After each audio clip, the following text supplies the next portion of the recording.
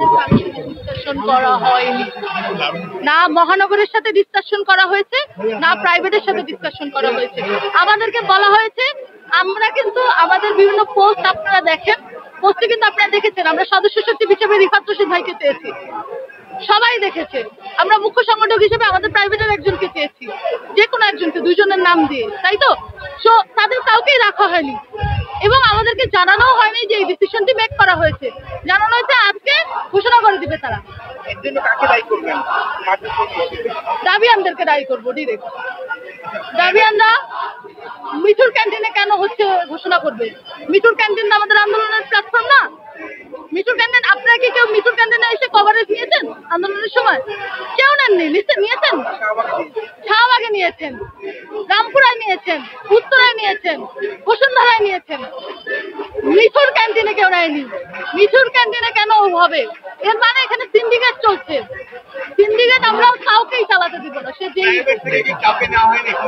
কাউকে, আমাদের যে চারজন মুখ্য রিপ্রেজেন্টেটিভ তাদের একজনেও প্রাইভেট রাখা হয়নি, মহানগরে রাখা হয়নি।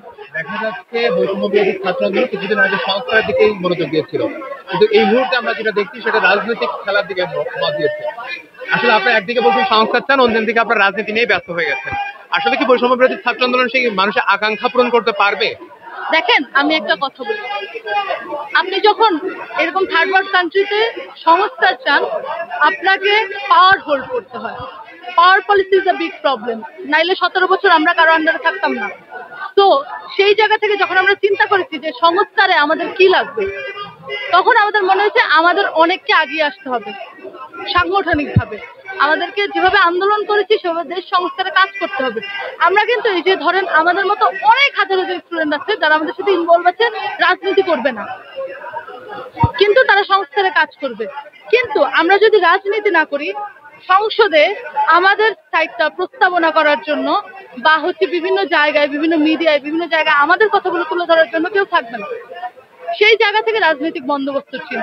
কারণ আমরা কিন্তু দেখছি, আমরা রাজনৈতিক মানে চিহ্নতায় ভুগছি। আমরা দেখছি যে একপাক্ষিক দল ভাবছে তারা বসে গেছে।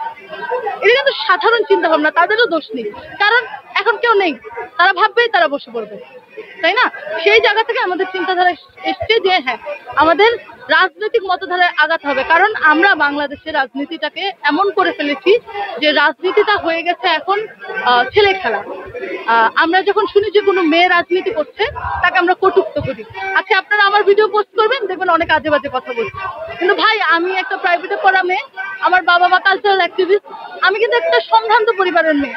তা আমাকে যখন কমেন্ট বক্সে একটা মানুষ বাজে কথা বলে, আমার ফ্যামিলি মেম্বারদেরকে কেমন লাগে?